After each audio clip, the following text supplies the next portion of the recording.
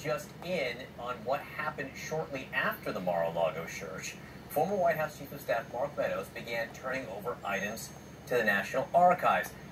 This is different, right? So let's get the reporting on this from CNN's Kristen Holmes. She's been working the story and joins us now. Kristen, what have you learned?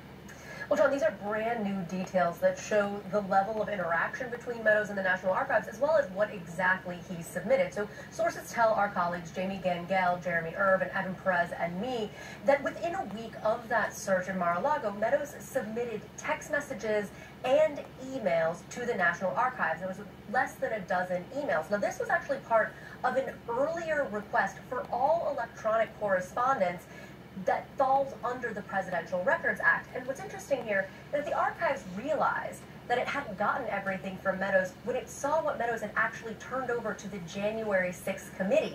And that's when they started putting in that earlier request.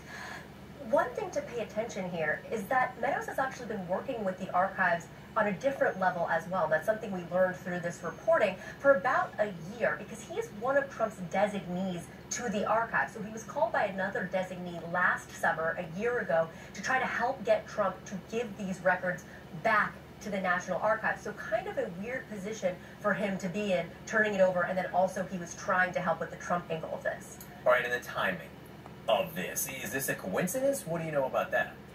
Well, that's obviously the big question here. Now, we have one source familiar with the matter who says that this is totally a coincidence, that the search had nothing to do with Meadows' decision to turn over these correspondence. But another source, who is also familiar, said could be a coincidence, but we did get far more after the search than we had ever gotten before with this request. All right, interesting. I'm sure there will be more reporting from you and your team on this very subject. Kristen Holmes, thank you very much.